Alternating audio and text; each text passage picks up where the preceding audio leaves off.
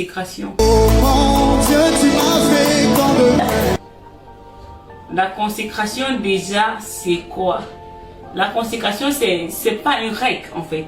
C'est pas comme la sanctification. Il ne faut pas faire ci, il faut faire ci, parce que c'est ce qui est écrit, c'est ce qui est la règle pour tout le monde, c'est ce qui est la norme pour tout le monde. La consécration, c'est une vie à laquelle Dieu veut que tu te soumettes. C'est ça qu'on peut appeler la consécration.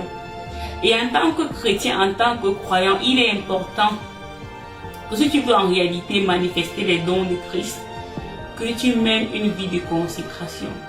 Une vie de consécration, c'est pas juste une vie de sanctification, mais si je peux dire, c'est un peu comme un modèle plus avancé de la sanctification. Et en tant que chrétien, nous devons avoir un esprit que Dieu attend que chacun d'entre nous soit consacré à lui d'une manière ou d'une autre. La consécration à laquelle Dieu t'appelle ne peut pas être la même consécration à laquelle Dieu m'appelle. Tout dépend de la mesure de la grâce de Dieu que nous avons reçue. Tout dépend aussi de comment nous sommes. Tout dépend aussi de l'état de notre corps. Tout dépend aussi même de qui est en face. Parce que la vérité, c'est que Dieu connaît qui nous sommes. Dieu nous connaît même mieux que nous-mêmes.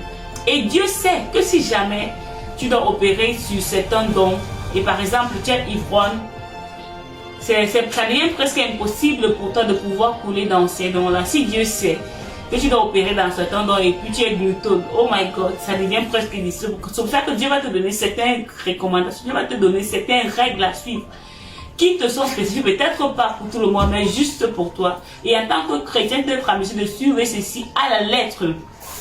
Tu peux aussi, par exemple, être une jeune fille et puis Dieu te dit, bon, comme tu vois là, toi par exemple, je t'interdis tel style vestimentaire, je veux plutôt que tu te vêtis de telle manière.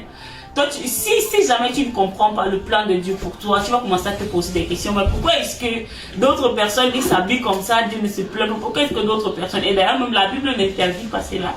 Mais pourquoi est-ce que pour moi est différent? Il faut savoir que c'est ainsi parce que Dieu t'attend à porter ses dons. Dieu veut à ce que tu portes les dons de Christ. Mais au préalable, il faut que tu sois sanctifié. Au préalable, il faut que tu lui sois entièrement consacré. Et même au niveau de l'alimentation, Dieu peut te donner des prérequis. Comme tu vois là, ma fille, je ne veux plus que tu manges telle chose, telle chose. Et tu dois être en mesure de veiller à cela. Même si les gens disent quoi de toi, cela importe peu. Ce qui importe, c'est ce que tu auras comme compte à rendre à Dieu. Ce qui importe, c'est ta relation avec Dieu. Ce qui importe, c'est ta croissance avec le Seigneur. Et je prie que le Seigneur t'amène, pour toi qui n'es vraiment pas encore consacré au Seigneur, que le Seigneur t'amène à lui être totalement consacré, que le Seigneur te donne des forces, afin que tu ne puisses pas mesurer vraiment le poids de ce qu'il te demande comme vie de consécration, mais plutôt que tu te laisses aller. Et pendant que tu le fais, je peux t'assurer, ces dons auxquels tu aspires seront inévitables pour toi. Tu vas couler de manière libre dans ces dons. Et que le Seigneur te bénisse donc. Shalom, shalom.